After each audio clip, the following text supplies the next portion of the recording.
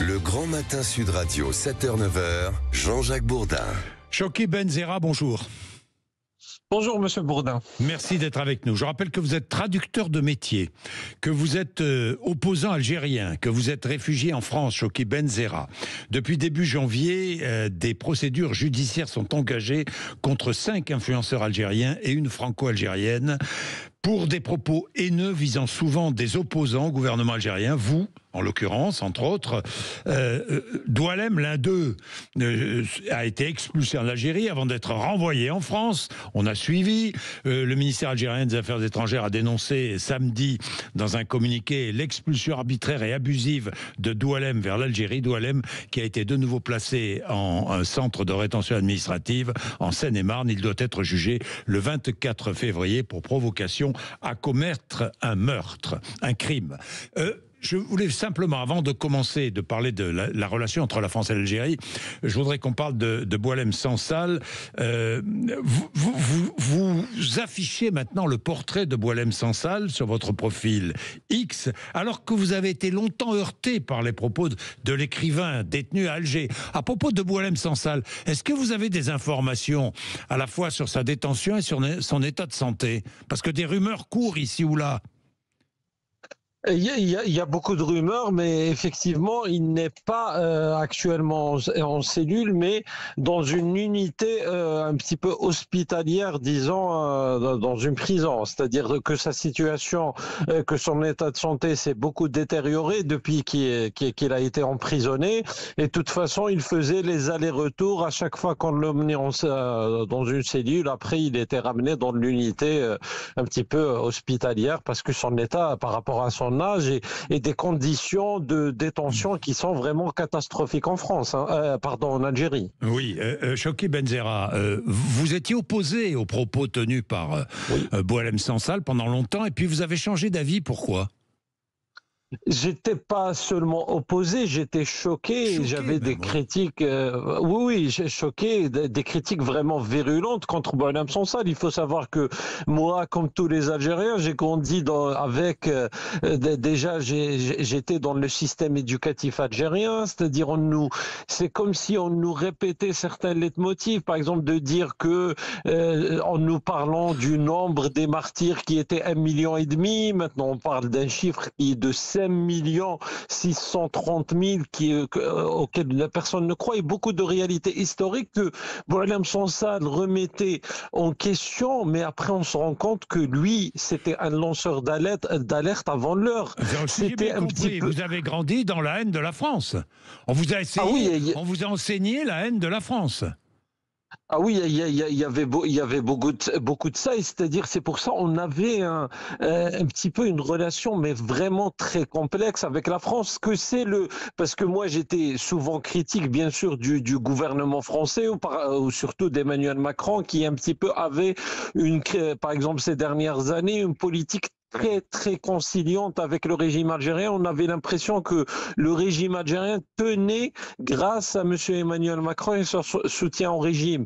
Mais c'est vrai que la relation complexe avec la France, elle a toujours été là. Et Boualem Sansal, le travail qu'il a fait, c'était un petit peu de dire des réalités qui peuvent choquer, d'un petit peu être sur la provocation parfois, mais c'était justement pour enlever au régime un outil. L'outil du régime algérien, c'est de dire voilà, c'est la France, ex-puissance coloniale, qui nous a fait ceci, qui a tenté de faire un génocide, qui a tué, et donc c'est pour détourner toujours de la catastrophe sur le plan social, sur le plan politique, de l'état vraiment catastrophique du pays.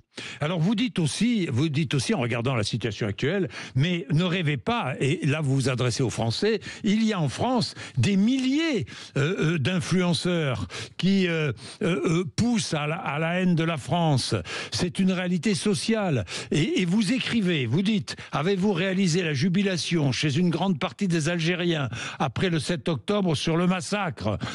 Tout spécialement le viol des femmes, c'est ce qui réjouissait le plus. Je n'en ai vu aucune trace dans vos médias, comme si vous n'aviez rien vu, rien perçu.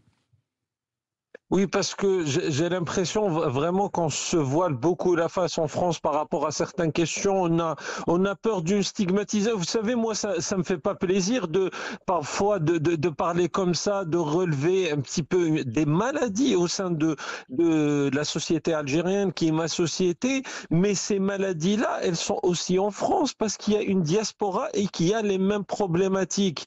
Donc, si on décortique pas ces sujets, si on s'attaque pas à la question de la guerre d'Algérie, de la colonisation, d'essayer d'avoir un contre-discours par rapport à tout ce que dit le régime algérien. Sur la question israélo-palestinienne, même chose, il faut un contre-discours.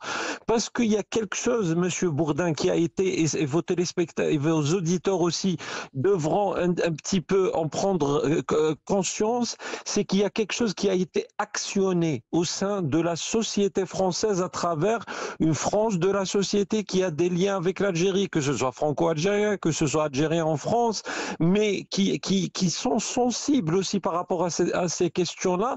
Et le régime algérien en a profité pour développer ce discours-là. Tebboune qui parlait d'une tentative de génocide, que la France a essayé de commettre un génocide en Algérie, le nombre des martyrs, les questions historiques, on joue beaucoup avec l'histoire, avec beaucoup de contre-vérités. Qu'est-ce que font les médias français? Qu'est-ce que fait la France? Qu'est-ce que fait la société civile française pour répondre, pour un petit peu être là à sauver vraiment cette diaspora algérienne? Chokri Benzerra, je rappelle que vous êtes opposant algérien. C'est un régime, Tebboune, le président Tebboune a été élu avec 94% des voix, mais l'abstention a été massive lors de la dernière présidentielle, 76%. Il a quoi? Quel est son intérêt aujourd'hui? De jouer sur un nationalisme algérien lui permettant d'asseoir son pouvoir? Oui, enfin, à travers lui, bien sûr, là, on parle de Tebboune, mais il faut dire qu'il y a quand même une junte militaire qui est derrière et qui tient un petit peu les choses. Tebboune, oui, tout ce qu'il dit, bien sûr, tout ce qu'il dit, c'est pour parler au nom du régime, et c'est pour un petit peu ces derniers temps, ça a été beaucoup de jouer sur cette partie-là, de parler à la diaspora algérienne, de leur envoyer le premier message qui était envoyé, c'est pas le régime algérien qui est visé par tout ce qui se passe, c'est vraiment la nation algérienne. Il a dit on vous déteste dans le dernier discours devant le Parlement algérien à l'adresse de la diaspora algérienne en France, on vous déteste en France. Donc tout ça, tout ce discours-là qui a été développé, c'était justement pour mobiliser. Et là, on a commencé, bien sûr, on commence à parler de soldats dormants, et c'est cette impression qu'on a, c'est-à-dire on a l'impression qu'il y a des milliers de personnes sur le sol français qui soutiennent le régime algérien et qui sont en mode, et ils n'ont rien à perdre. Certains ont parlé de Moujahidine 2.0, c'est-à-dire de combattants un petit peu qui sont sur le sol français et qui sont prêts à défendre la nation algérienne.